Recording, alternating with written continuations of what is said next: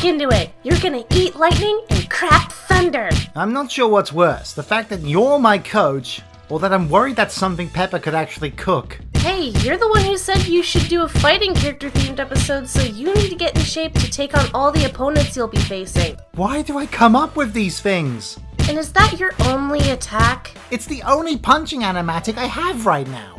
Well then, I certainly hope one punch is enough. Okay. Well, that's enough training for me. Let's get to the fights.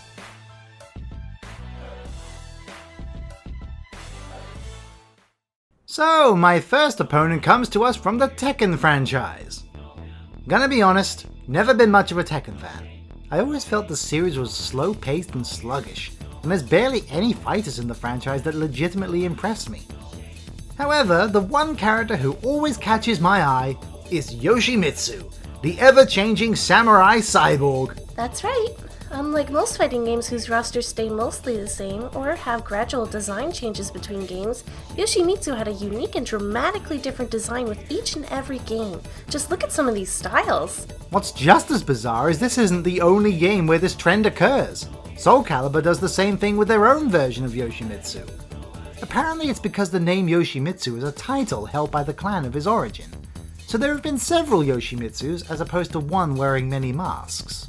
It's also because the developers of both series like to have fun with his design in particular, and see just how bizarre they can make it with each iteration. The latest one even looks like an octopus. Here comes a new challenger. Fight! Uh-oh. Look out, Doctor! Oh, don't worry, I know how to fight Octolings.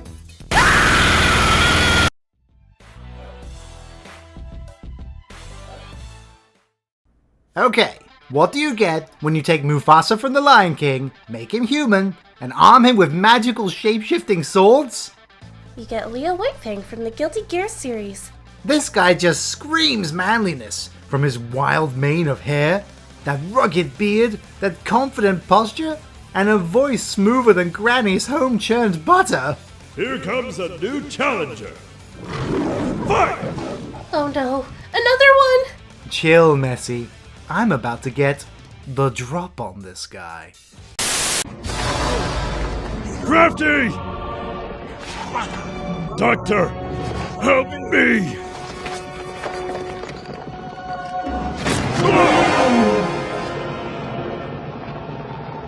Long live the king.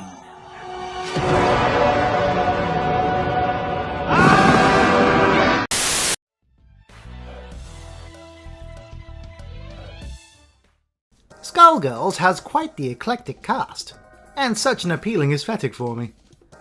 It was really hard to nail down a favourite among the rich roster. However, I finally settled on Peacock, because this girl is an aesthetic within an aesthetic.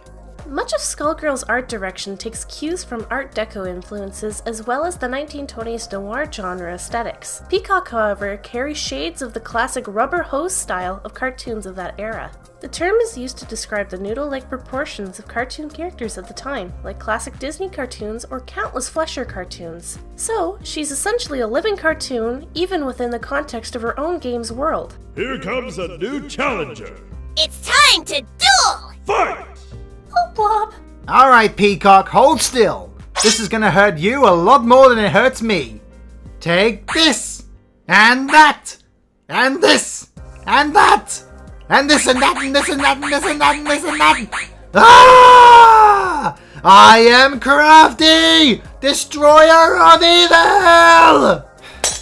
Chill, Crafty, it's just a drawing.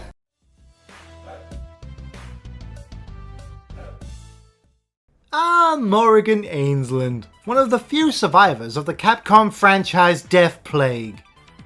We've talked about Morrigan before on this show, but it still astounds me to this day that Morrigan has somehow been in more fighting games of other franchises than her own friggin' series. Capcom's bizarre decisions aside, Morrigan's staying power can't be underestimated. Like Crafty said, Morrigan has managed to remain a highly reoccurring Capcom fighter, despite her original franchise not being relevant for almost 2 decades. And let me tell ya, her sex appeal ages like a fine wine. I'm talking the good stuff. Chateau Lafitte. I'm not too sure about that. I mean, for a quote-unquote sexual character, she doesn't really do anything overtly sexual, which is probably due to acceptability back then. Nowadays, we have characters like Bayonetta, who can get away with stuff like, well...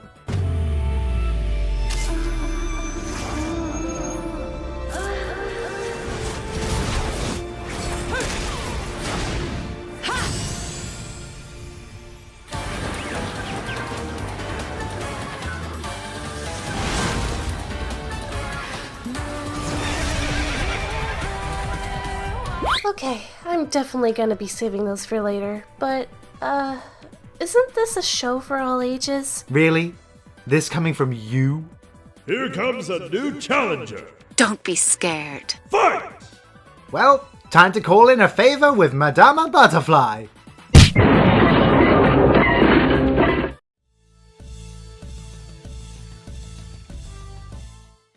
The Roman god of desire, Cupid, is said to cause attraction and infatuation by way of his magic arrows. It's a concept that's been seen all across time and referenced time and time again. But who needs a stupid bow when you have a friggin' shotgun that can do the same thing? Enter Elfit Valentine. Get it? A fighter for Guilty Gear whose goal is to become a wife. I can relate. By the way, sweetie, I'm available. There's a vast number of influences on the character's design and personality. Her floral motif and choice of weapon are influenced by the band Guns N' Roses. Her dress even loosely resembles one worn in the Guns N' Roses song November Rain. Her insta-kill attack is a reference to Bon Jovi's iconic song You Give Love a Bad Name. So she's slippery when wet, eh? See, we have so much in common. In short, she has more musical influences than your average JoJo character. As for non-musical influences, her personality seems to be built around the concept of a shotgun wedding, wherein someone, usually the groom, is forced to wed, which can be seen in the way she courts various suitors. Here comes a new challenger. Fight! I think the best way to fight a jukebox musical character is with a musical reference of my own. Behold my stand! Maxwell's Silver Hammer!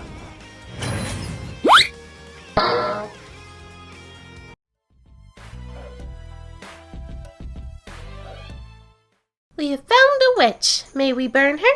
You'll have a hard time doing that to this particular witch. Konoe Mercury, or more commonly known as Nine, is regarded as the most powerful mage in the BlazBlue series. Her toolkit is insane. Not only does she have a vast variety of elemental spells at her beck and call, she can even summon up a huge demon-looking thing and call down meteors from above to utterly dominate the battle. Oh, she can dominate my battle whenever she wants. Here comes a new challenger. Show me what you got. Fight! How are you to beat someone this powerful? Well, if the Wizard of Oz has taught me anything. I'm melting! Melting! Oh, what a world! What a world!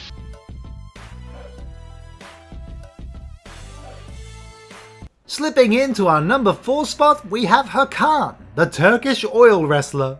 Ah, finally! Something I'm an expert on. Really? You wrestle, Nessie? No, but I know all about physical activity with excessive amounts of slippery fluids. Mwah! Good night, everybody!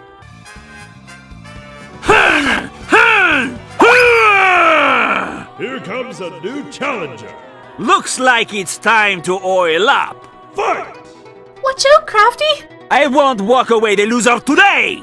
This is gonna hurt.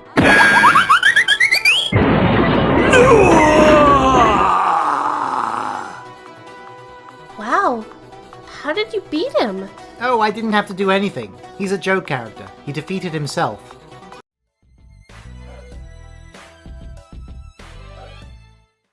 Ah, Power Stone, a criminally underrated fighting series by Capcom. This game had a colourful roster of characters from all over the world, who, when they collect free Power Stones, transform into super-powered versions of themselves to perform all manner of spectacular moves in a 3D arena. Of this wacky cast, my personal favourite was Jack. Jack is obviously one of the more grim characters of the bunch, his name being obvious reference to the infamous serial killer Jack the Ripper. But aside from that, and his desire to murder, he shares little in common with Mystery Murderer design-wise. Then on the other hand is his powered up form, which essentially turns him into a living torture device. It's interesting to take a character design and then exaggerate its core concept even further like this. Plus his bizarre animations in-game are so interesting, and he gets to pull off some creative moves. Here comes a new challenger. Fight! Alright, Mummy's alive. I've got just the thing to deal with you. Okay! Just as planned. It's true what they say. Chaos Emeralds are a girl's best friend.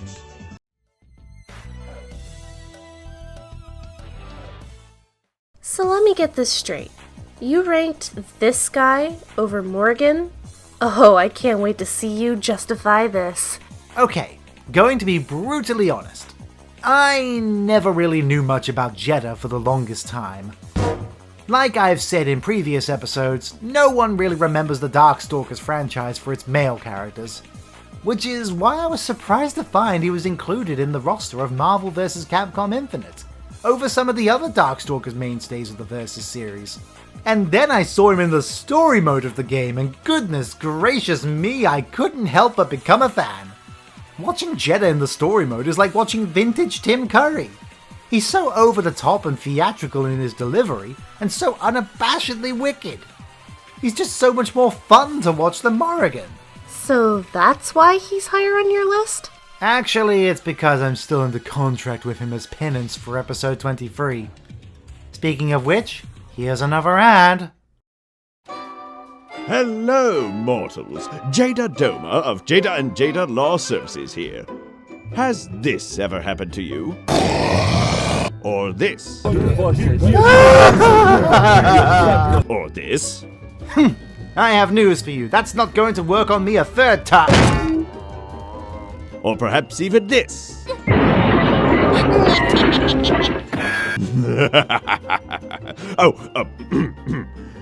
Then you may be the victim of comedic abuse. Thousands of internet critics are subject to comedic abuse every day. And while it is absolutely hilarious, it's also deadly serious. But mostly hilarious. We at Jada and Jada care very much for victims of such abuse. So if anything like this has ever happened to you, call us and you can earn compensation for your case.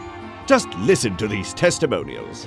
When my home got invaded by a Lovecraftian glitch god from another dimension, Jeda and Jeda got me 1 million Poke Dollars in compensation.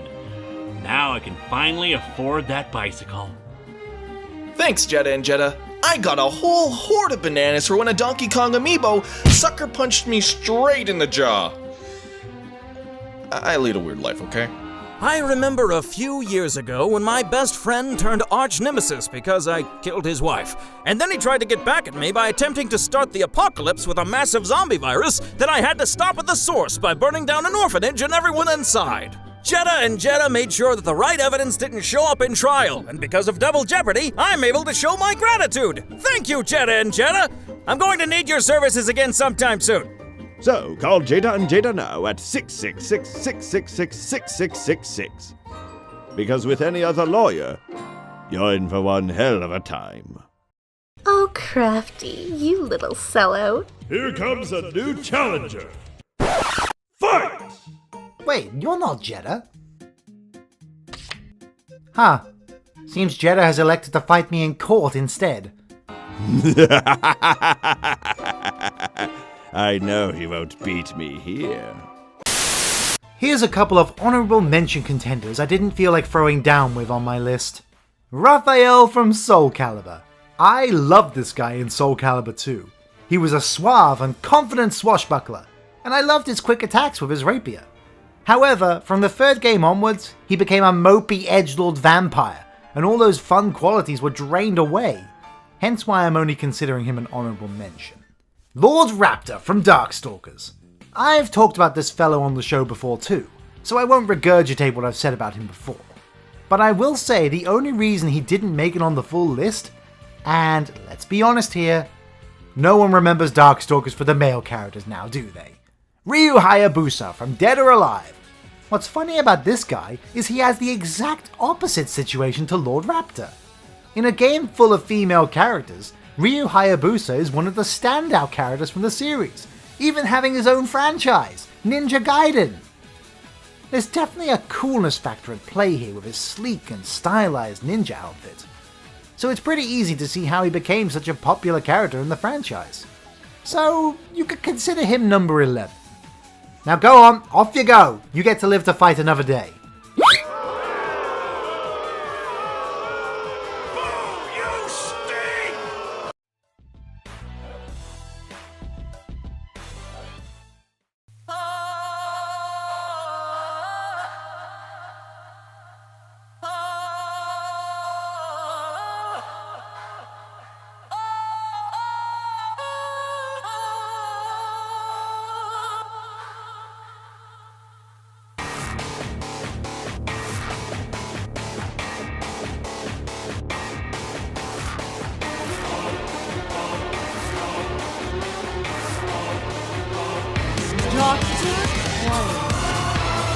I mean, come on, who are you expecting to be my number one? Dr. Coyle from ARMS, easily my number one fighting game character ever. There are so many great things to talk about with her design, like her Tesla coil arms, her deliciously delightful personality, the fact she's a mad scientist like myself, the list goes on. Not to mention that she's a powerful queen. I love a woman who can kick my ass. Wait, are you reading my part of the script? Nope. What's also great about Dr. Coyle is just how much of the game's lore she influences. She's the head of the ARMS laboratories, which is responsible for researching and developing the many ARMS weapons throughout the game. And her research led to the creation of...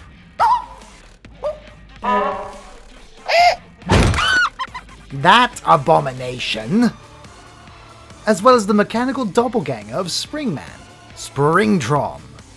You might know everything I'm going to do, but that's not going to help you, since I know everything you're going to do! Strange, isn't it? And then, of course, is her, shall we say, complicated relationship with Max Brass. I think this doctor could use a visit to Dr. Phil. Here comes a new challenger. Fight! You know what? I'm okay with losing this one. Thought you'd win, huh?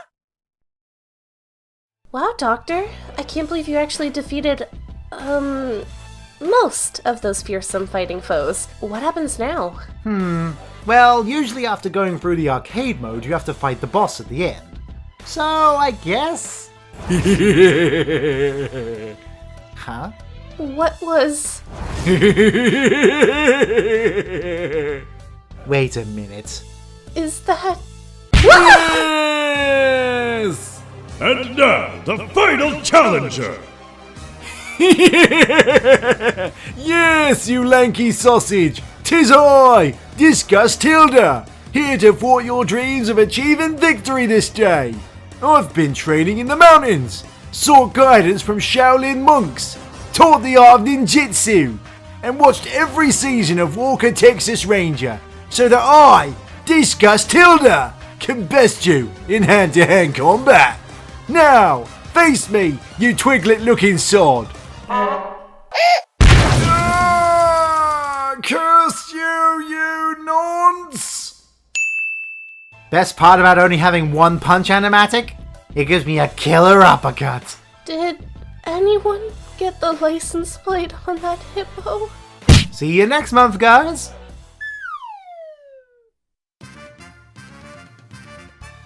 Thanks for stopping by for another episode of the Top 10 Tub. If you liked what you saw, punch that like button, kick the subscribe button, and break the notifications back and make it humble.